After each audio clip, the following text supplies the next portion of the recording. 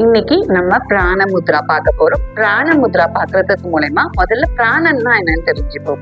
பிராணன்னா நம்ம உடம்புல ஓடக்கூடிய தசவாயுக்கள்ல ஒண்ணுதான் பிராணன். இந்த பிராணன் நம்ம உடம்புல என்ன வேலை பார்க்குது அப்படின்னா, நம்ம உடம்புல இம்யூனிட்டி பவரை நல்லா வச்சுக்கிறதும், ஏதாவது டிசீஸ் வந்ததுன்னா அந்த டிசீஸ் எவ்வளவு டியூரேஷன்ல கியூர் ஆகணுன்றதும் இந்த பிராண சக்தியோட பலத்தை பொறுத்து தான் இருக்கு. நம்மளுடைய கண் பார்வை தெளிவா இருக்கிறதுக்கும் பிராணனோட சக்தி அவசியம். அதே மாதிரி ஒரு நாள் ஃபுல்லா நீங்க எவ்வளவு எனர்ஜெட்டிக்கா இருக்கீங்க. ஒரு சிலர் பாத்தீங்கன்னா சீக்கிரமே டயர்ட் ஆயிருவாங்க, ஒரு சிலர் எனக்கு நாள் ஃபுல்லா எனர்ஜெட்டிக்கா இருப்பாங்க. இதுக்கு காரணம் என்ன அப்படின்னா, அவங்க உடம்புல இருக்கக்கூடிய பிராணன் அப்படிங்கிற வாயுவோட ஸ்ட்ரென்த் தான் காரணம். ஸோ இப்ப பிராண முத்ரா எப்படி பண்றதுன்னு பார்க்கலாம்.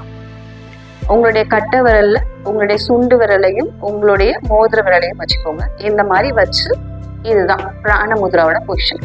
இப்படிதான் வைக்கணும், இப்படி வச்சிடக்கூடாது, சரிங்களா? ஸோ இந்த நெகத்தோட மேல் டிப் இருக்கு பாத்தீங்களா, இந்த மேல் டிப்ல இந்த 2 விரலும் படணும். பட்டு இதுதான் பிராண முத்ராவோட கரெக்டான பொசிஷன். இந்த பிராண Mudra morning 10 minutes, evening 10 minutes, ஒரு நாளைக்கு 20 மினிட்ஸ் பண்ணா போதுமானது. இந்த பிராண முத்ரா தொடர்ந்து பண்றதன் மூலமா உங்களுக்கு பிராண சக்தி அதிகமாகும். உங்கள்கிட்ட பிராண சக்தி அதிகமாயிடுச்சுனாலே உங்களை நெருங்கி வரவங்களுக்கு உங்க மேல இயல்பாவே ஒரு மரியாதையும் அன்பு உருவாக ஆரம்பிக்கும். ஸோ உடம்புல இருக்கக்கூடிய பிராண வாயுவோட சக்தியை அதிகரிச்சுக்கோங்க. நன்றி, சந்திப்போம்.